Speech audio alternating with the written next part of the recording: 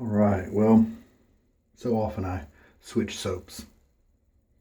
Often every day I just use a different one. I've got a bunch I'm trying to sell, and I had to try them all before I decided I needed to sell them. But lately I've been using this Stirling soap because I want to see how much I use per shave of Stirling. I did some math and it looks like maybe 0.4, 4/10 of a gram is what I use with chiseled face for about a 26-day period is where I measured it in August. Right now, with about 10 data points and one extra shave that I didn't have a weight on, I'm looking at about 0.5 grams per shave for this guy. I think a lot of people do 1 gram, sometimes 1.5 or 2. So it just, again, it looks like this. Tells me that I just use a little less soap than a lot of people do. We're going to keep going for a little while, get a really good test sample, and I'm just enjoying that. I'm enjoying not really choosing soap and just enjoying the performance, watching it kind of even out, because so often I'll use a soap and it won't change very much. But this guy is, smoothing out as he gets used, that sort of thing. It's kind of neat to see that happen. So this is the gray vetiver scent. It's inspired by that scent from Tom Ford. And R4L, Responders for Life, is a limited edition soap from Stirling. And I'm so crazy about this scent that I decided to use it for the Stirling usage test. I'm going to keep using this Stirling Badger today. It's a Finest Badger. I've been soaking it. Put it back in the water here. Let it soften up a little bit more. Trying to open up the splay a little bit, make it more comfortable for me. I think a lot of people like brushes that are, especially these days, the trend is some firmness, some backbone there to really scrub at your face, but that's not really what I'm about.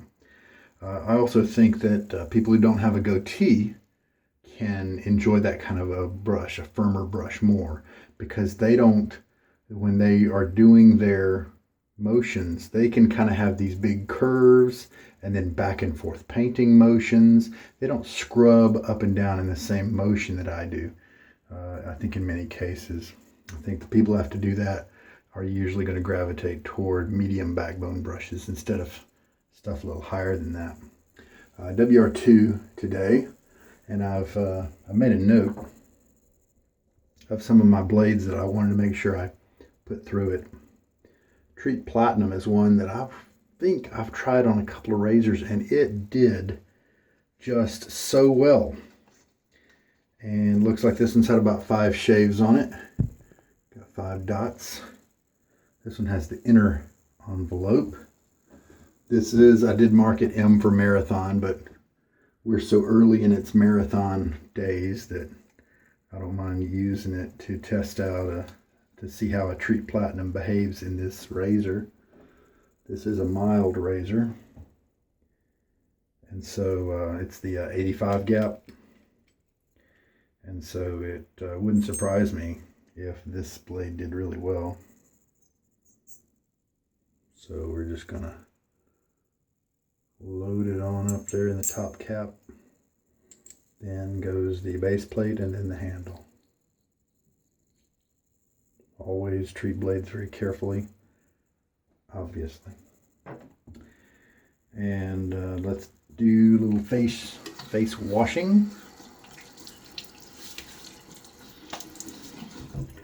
About 24 hours since my last shave. Again, doing it at night here. Didn't really do too much face washing, just threw some water on there to soften up my beard, get that process started. And I believe we're ready to go with the brush soaking. I'm about to use it to load. The blade is loaded up. I think we're good. Let's do it. Okay, so like I showed you, this is fairly dry since last time. I did use it yesterday, so it's not totally dry. Yesterday was a proof of concept just to confirm the 7-second rule with this guy. With this brush and this soap, I can load for 7 seconds and have enough soap to do 3 passes and a touch-up. It does get a little kind of skimpy toward the end. Yesterday's lather was a little bit on the wet side. But if you need to be economical, and Stirling is a great soap to be economical with because you get so much for your money. So that was just proving the concept of a 7-second load, which is remarkable. I'm going to do a 10. I'm going to do a 10 today.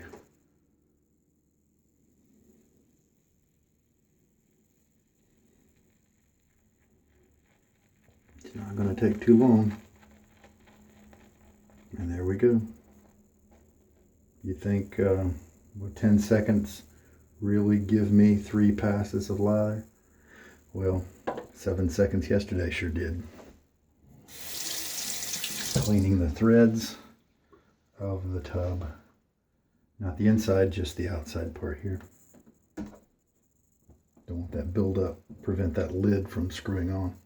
That's just my preference. All right. So now we will take my lather bowl. This one's from Roger Quintero design. I helped him a little bit with it, but 90% of it is his design. This is the extra large version.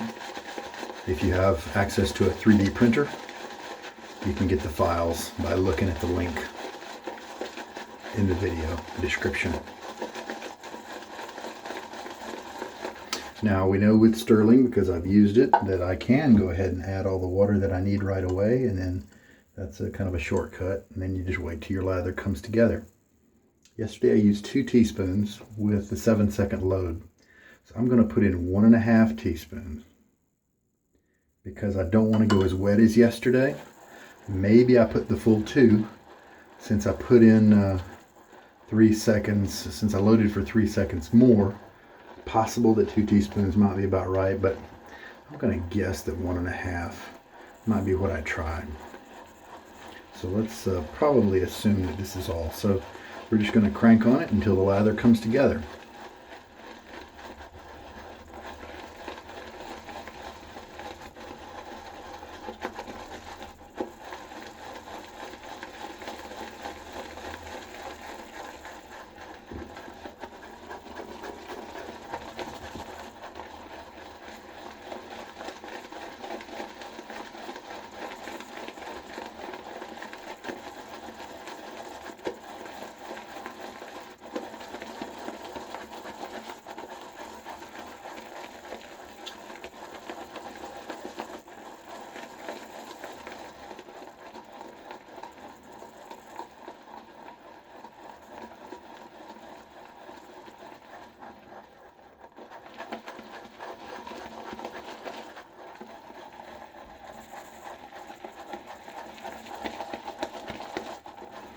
If you don't have a syringe or don't want to be bothered with one, I sure understand.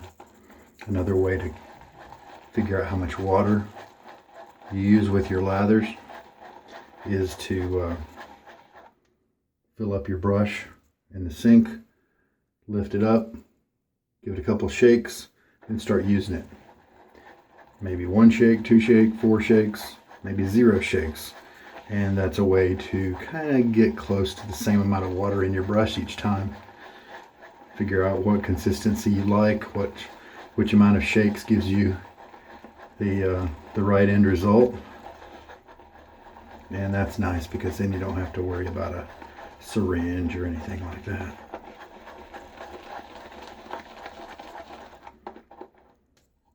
So medium kind of grinding at first. Medium to light, and then I usually switch to a very light grinding. And what that does, when you grind pretty hard, then the floor of the bowl kind of stays soap or lather free, but then when you lift up and just kind of let the tips drag around, then that seems to do a different type of action that allows some of that lather to stay on the bottom. And so if it's on the bottom under the brush, then it's getting worked on, you know. So I do switch the pressure, different things sometimes.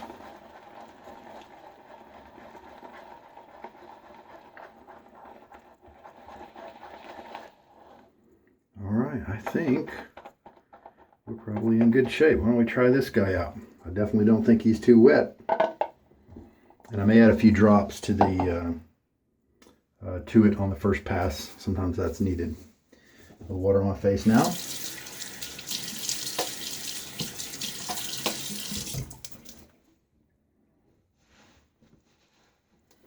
Hard water here as usual. I'm going to go ahead and apply this. I'll probably have to go back and kind of reload because this is a really dense brush.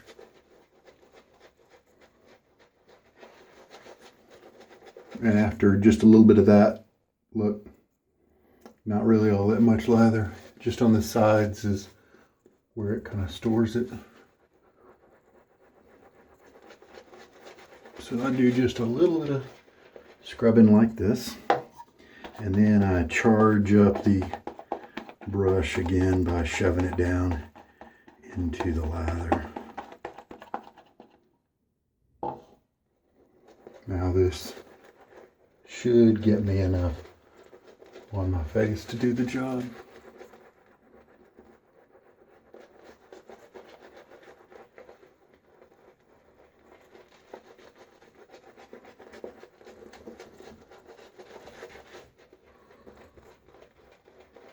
So we're cleaning the face, which is good for me because I don't do a pre-shave routine.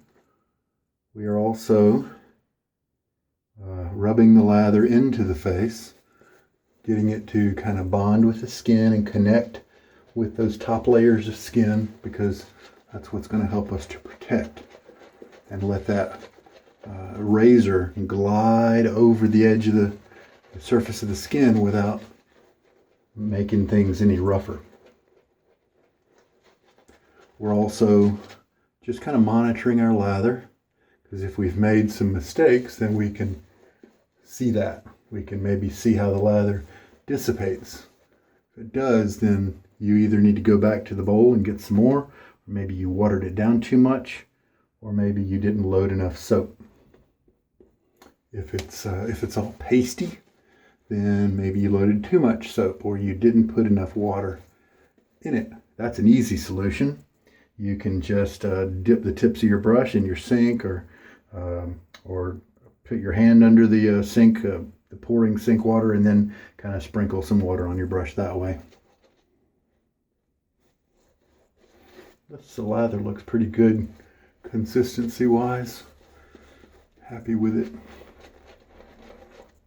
We're also cleaning, getting dirt, stuff, dry skin out from kind of under your follicles of your hair. We're not doing really any exfoliating, because shaving brushes just aren't that stiff. Even the ones that kind of feel stiff, they're just, I think a dermatologist once said that they're just not that scrubby.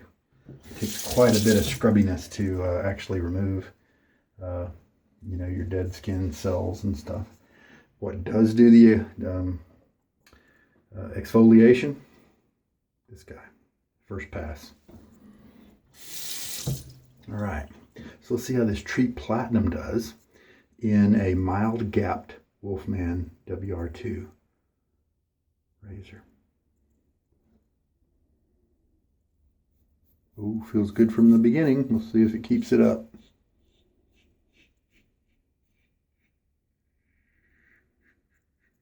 Definitely some blade feel. Tiny, tiny bit of tugging. Not really a big deal.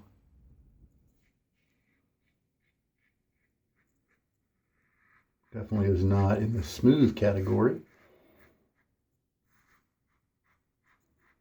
However, I bet it will be just fine when it comes time to do the second and third pass, because it seems like it's doing a good job at removing a lot of the stubble.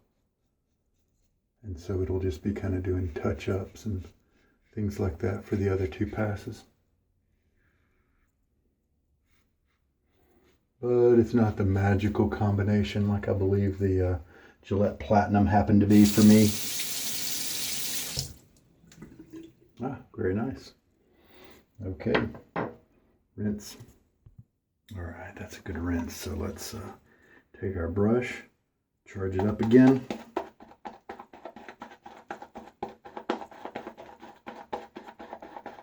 We don't have a ton of extra lather, but it looks like we're going to have enough to do the job, and it's definitely not as wet as it was yesterday.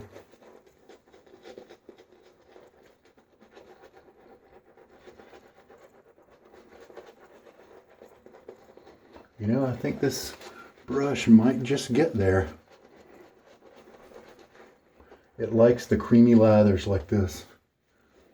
It's so dense at this point that it kind of struggles, at least with the way I use a brush, if the lather's too thin.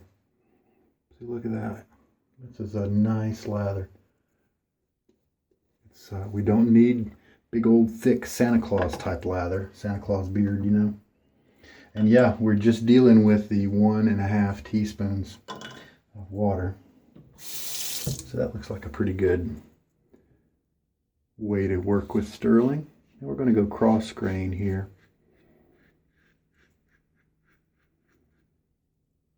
And it feels just fine. No tugging at all.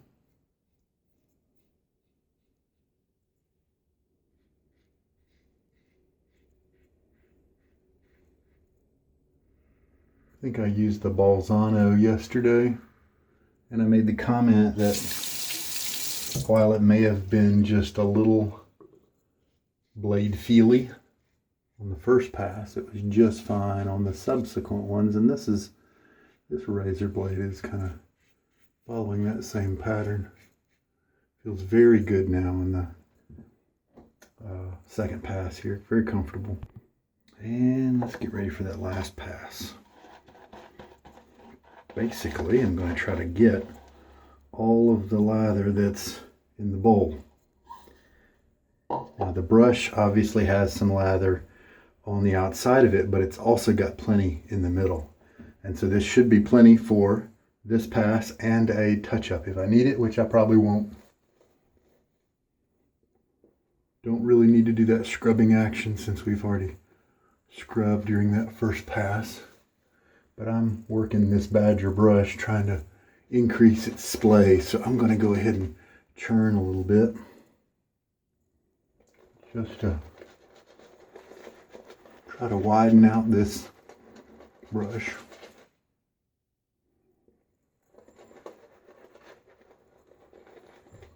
Now I can start trying to use that lather that's on the side of the brush. Man, this stuff smells good. And generally, just to kind of let you know, as far as scent strength goes, this one's, you know, maybe about a 5 out of 10. Nicely available during the shave.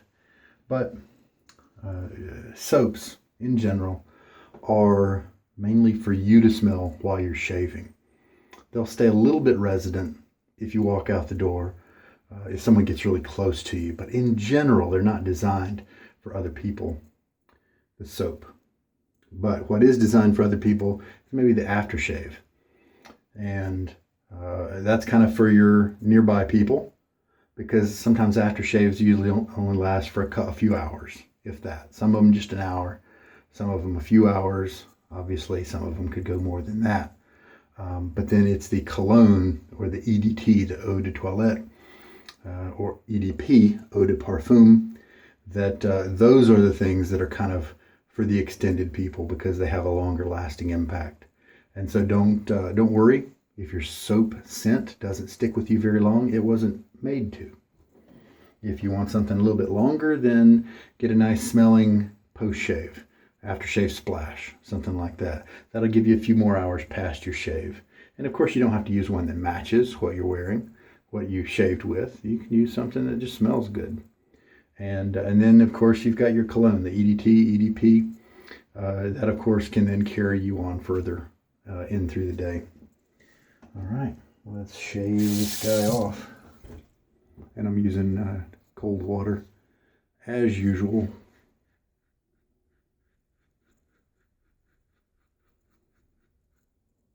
Very slick.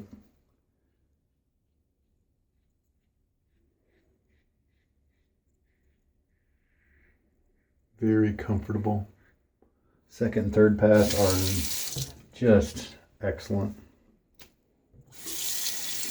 Proves that so much work was done during that first pass. And these passes are just to clean up a few little extra guys. And just because you put soap down on this part of your neck, in my case, there's no shaveable hairs there. So I do not want to shave that area because it is more sensitive than my hair area. But then one of my secrets to this is my trouble spot here is to stretch my skin just a little bit, not a lot. And then switch directions in this spot right here only for just a little bit. And this is nice. This is actually better than average. I didn't stir up any feelings of irritation or razor burn right there. Really happy with that. Now I don't think I got a super close shave right there, so maybe that's why. So I'll kind of rub the soap around and kind of attack it a little bit more there. I'm still not going against the grain. That's bad news for my neck area, that's the truth. All right, final rinse. Let's take a look at the results. A very nice shave. Do I see any length? I guess not. I don't think I see any length in any hairs, and that is uncommon for me in that area. You know, the cheeks, they always get done well. So I'm happy about that. So this turns out to be a pretty good blade. Not great, because that first pass is a little feely on the cutting edge side, but then, man, it gets comfortable after that. And it's pretty effective in terms of a nice close cut. So this is not a top tier blade combo for this particular razor, for my skin at least. It might be perfect for you for this razor if you happen to have the same one. But for me, nice average. Well, let's not say average. Let's say a good razor blade to use. Gives you a good cut, good close cut with relative comfort. There we go. How much lather was left over? I could use what was in this brush right here to do a touch up if I needed to. Not too much in the bowl. So this is the 10-second load. And so this is kind of a perfect amount of lather if you want to be economical. If you want to have a more margin left over just to make lather easier to generate, if you think maybe you botch a pass or two sometimes, go for 15 seconds perhaps. It might be for you there. With this same soap, if I were to put it on a shelf and come back to it in 2 months, I might have to bump up the time a little bit more. Maybe I'd give it an extra 10 seconds or an extra 5 seconds just because of that. So it can dry out a little bit and require more time if it's sat for a while. But yeah, I continued only to need that 1.5 teaspoons of water for the lather. So we took care of the Treet Platinum. Here are some other blades that I plan to put on my put in my WR2. A Derby, Permasharp Super Stainless, Persona Platinum, Persona Super Chrome. I just did this one today, and I'll do a Kai at some point. There's also another Gillette 7 o'clock. I think it's the green box, but it's I think it's called the Permasharp instead of the green box 7 o'clock Super Stainless. It comes from different factories, and so I'm looking forward to trying that one as well. I'm going to add that to the list.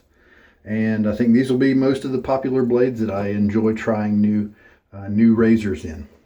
I recently got in a Rex Ambassador. Maybe I'll run that one through some of these blades.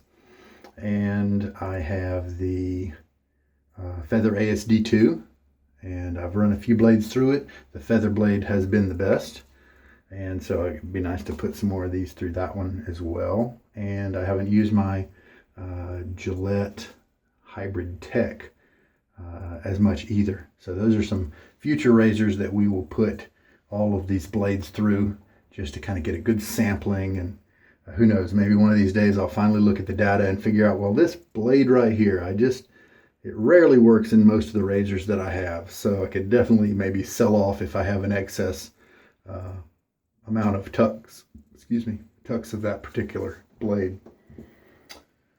All right, we're gonna clean up. Man, I love the smell of this soap. It's still hanging around just a little bit, and it sure is nice.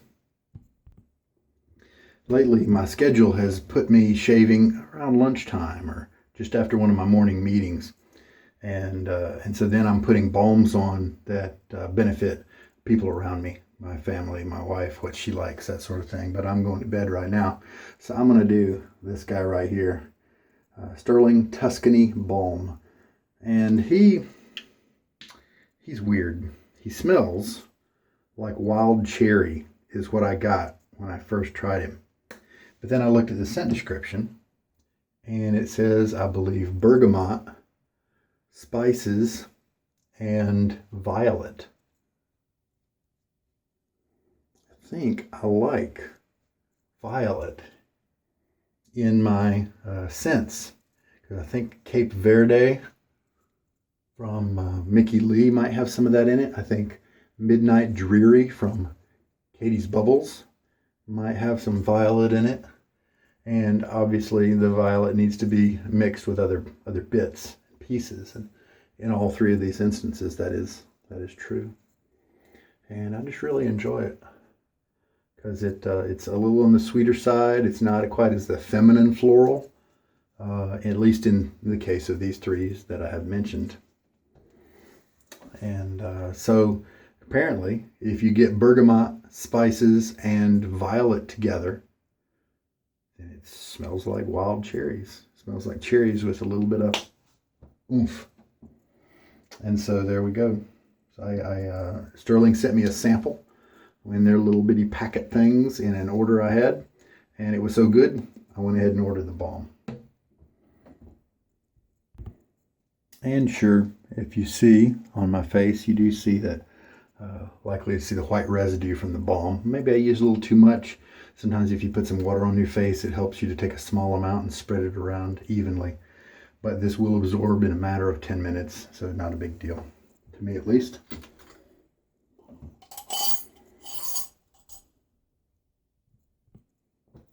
All right, face feels great, no irritation at all. So ended up really well. So that's a pretty decent blade. The soap did great as usual. That 10-second is not a super luxurious amount of lather, but each pass was creamy and it felt good and it rinsed well and I felt slick as I was rinsing. Razor was gliding around my face, easy and smooth. So it was a good lather. I like that ratio right there. The razor did well. And we know about the scent, how I like the soap. The brush, I believe it is starting to ease up just a little bit, so I'm going to keep pushing at it. I will switch to a couple other brushes later because I'll use this for a few times and then I'll let him dry for a day or two. We do need to make sure that we let our brushes dry if at all possible. Help them keep from getting funk inside and mold that messes up the brush and the bristles and also smells bad sometimes. If you have hard water, maybe every 100 uses or so, get a diluted vinegar solution and soak your brushes in it for a few minutes. Then rinse, then do it again, that sort of thing, to help free your brush of those hard water deposits. And it is something that I struggle with here with this plumbing. And so I'm glad I'm keeping count of the uses on my brushes. This guy, maybe 28 uses, I think, with this Stirling Finest Badger brush. And I highly recommend this, especially if you know that you like a little bit more backbone, because the tips feel nice. It's got lots of density, lots of bristles, and especially if you're a face latherer, you don't have a goatee, then you can just rub that guy all over the place. And he's inexpensive, a great entry-level Badger brush that if you like if you don't like it floppy, is this Stirling Finest Badger. It's a great entry level. Used to be that to get into Badgers you had to have, for anything decent, you had to have $60, $80, that sort of thing, but not anymore. Especially thanks to what Stirling is bringing in, the Yaki Badgers YAQI. Those are inexpensive and pretty good. And I like the Macedo Badgers. I think $48, $45. I've got a Finest as well as a silver tip. I like both very much. I use that Memphis handle, which is kind of the longer barber style handle. I like those a lot. Very good. All right, I think we're done with tonight. I hope there's been something here that's helped you out. This is Sugar Daddy Shaves. Take care.